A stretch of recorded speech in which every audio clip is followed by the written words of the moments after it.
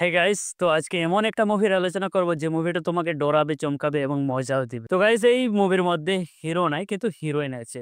ওডিলা এর সিকুয়াল ওডিলা 2 এই সদ্য আমাজন প্রাইমে রিলিজ হয়ে গিয়েছে। তো গাইস, এই মুভিটা দেখার জন্য কি ওডিলা দেখতেই হবে? না ভাই না, ওডিলা দেখতে হবে না। কারণ ওডিলা 2 টা এমন বানিয়েছে যে তোমাকে পুরো স্টোরিটা বুঝিয়ে দেয়। তো গাইস, আমি জানি এই মুভিটা অনেকেই দেখে শেষ করেছে কারণ এটা 17 এপ্রিল জাস্ট রিলিজ হয়েছিল সিনেমাতে, কিন্তু ভাই এখন ওটিটিতে রিলিজ হয়েছে। তাই ভাই এই মুভিটা নিয়ে একটু ইন্টারেস্টিং কিছু কথা বলে নেওয়া যাক। কি বলছো? তো গাইস, আমি আকাশ টুডে রিভিউ অডিলাটো মুভি। তো গাইস, এই মুভিটা স্টার্টিং থেকে পুরো 18-20 মিনিট তোমাকে ভাই শান্ত করে দেবে। কারণ এই মুভিটাতে এমন কিছু ভয়ানক সিন আছে যেগুলো ভাই দেখলে অটোমেটিক তুমি একটু ভয় ভয় তো লাগবেই। কারণ এই মুভিটার ১ম হচ্ছে সিন, একটা ছোট্ট বাচ্চা মেয়ে একটা কাটা মুন্ডুকে নিয়ে ট্রেন লাইনে ভাই হাঁটতে, হাঁটতে পুলিশ স্টেশনে পৌঁছায়। তখনই তোমার মনে ভাই বিভিন্ন রকমের প্রশ্ন জাগবে, ভাই এই বাচ্চা মেয়েটা কেন একটা কাটা মাথা নিয়ে ঘুরছে? তো গাইস, এর উত্তর জানতে, জানতে তুমি মুভিটাই দেখে শেষ করে দেবে। কোনো বোরিং ফিল হবে না। তো গাইস, মুভিটার যদি আমরা স্টোরির কথা বলতে চাই তাহলে ভাই এখানে স্টোরি হচ্ছে ওডিলা একটা গ্রাম যেখানে ভাই একটা হিংস্র প্রাণী থাকে যার নাম তিরুপতি। ভাই হিংস্র প্রাণী বলতে হচ্ছে, তাকে হিংস্র বলার কারণ হচ্ছে ভাই সে এমন একটা ব্যক্তি যে নতুন বিয়ে করে ভাই তাকে সে ধর্ষণ করে মেরে ফেলে এবং গ্রামের ভাই মানে সে কন্টিনিউ এটাই করে। সেই জন্য ভাই গ্রামের লোক তাকে পুরো হাড়ে হাড়ে রাগে এবং তার সাথে তার স্ত্রী তো পুরো গাঁঠে গাঁঠে। তার জন্য ভাই তার স্ত্রী তাকে রেগে এই দুনিয়া থেকেই পুরো শান্তি করে দেয়। তার মানে তার মুন্ডু কেটে তাকে শেষ করে দেয়। তবু কিন্তু ভাই গ্রামের লোকের শান্তি হয় না। সে বলে, ভাই এ মরে যাওয়ার পরও আমরা একে শাস্তি দিতে চাই। ভাই একটা মানুষ মরে যাওয়ার পর আবার কিভাবে তাকে শাস্তি দেওয়া যেতে পারে? ভাই তখন তারা তাকে সমাধিদণ্ড দিয়ে দেয়। তার মানে হচ্ছে সে আর কোনোদিন পুনর্জন্ম নিতে পারবে না।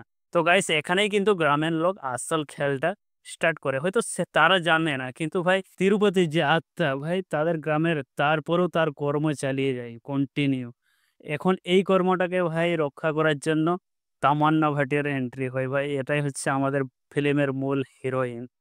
তো গাইস, তামান্না ভাটিয়া তার তো কিছু সিন দেখিয়েছে, বাট এইভাবে যদি আমি বলি তাহলে পুরো গল্পটাই তো শেষ হয়ে যাবে। ইন্টারেস্টিং কি থাকবে? তো গাইস, এই সুপার ন্যাচারাল মুভি মানে তো ভয়ানক থাকবেই, বাট এই সুপার ন্যাচারাল মুভিতে কিছু হালকা কমা ভিএফএক্স ইউজ করা হয়েছে যেটা ভাই তোমাকে দেখলে সিরিয়াল নাগিনেরও ফিল দিয়ে দিবে। কারণ এখানে একটা সাপের সিন আছে যেখানে তোমাকে নাগিন নাগিন ফিল করবে এবং তার সাথে একটা ভাই সাইকেলের সিন আছে যেটা ভাই মোটামুটি ১ম এ একটু ভয়, ভয় ফিল করে, কিন্তু ভাই পরে সেটা একটা মজার পৌঁছে যায়। কিন্তু এর যে ব্যাকগ্রাউন্ড মিউজিক ভাই তার প্রত্যেকটা সিন তোমাকে হালকা, হালকা মানে ভয়ানক সিন লাগে।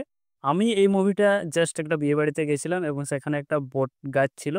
তার নিচে ভাই বসে দেখছিলাম। আর মুভিতেও ভাই সেই বট গাছের নিচেই তাকে সমাধি দিয়েছিল। ভাই সেই জায়গায় কিন্তু আমাকে একটু বিশাল ভয়ই লেগেছিল।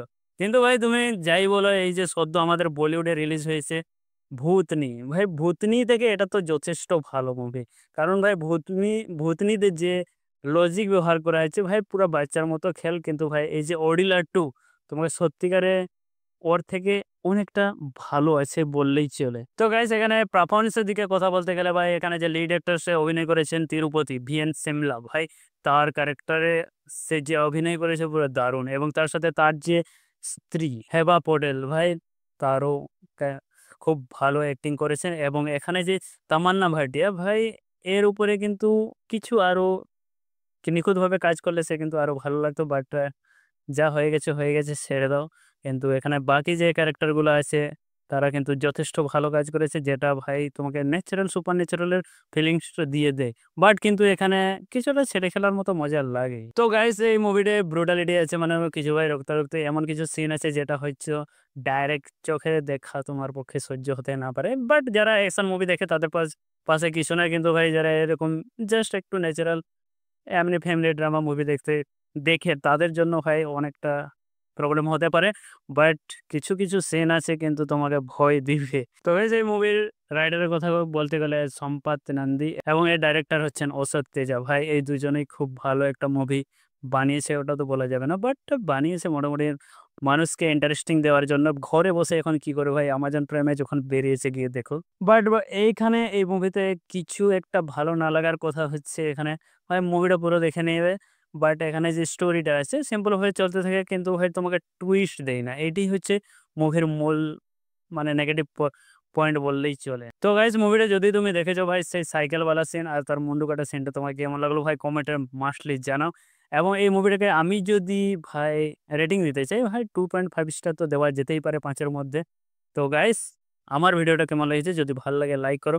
আর যে সিনটার কথা বললাম সেই মাথা কাটা সিনটা ভাই কেমন লেগেছে সত্যিকারে কমেন্টে জানাও। তো গাইস এরকম ভিডিও পাওয়ার জন্য আমার চ্যানেলটা সাবস্ক্রাইব করে দাও। আজকের মতো বাই বাই টাটা। ওকে।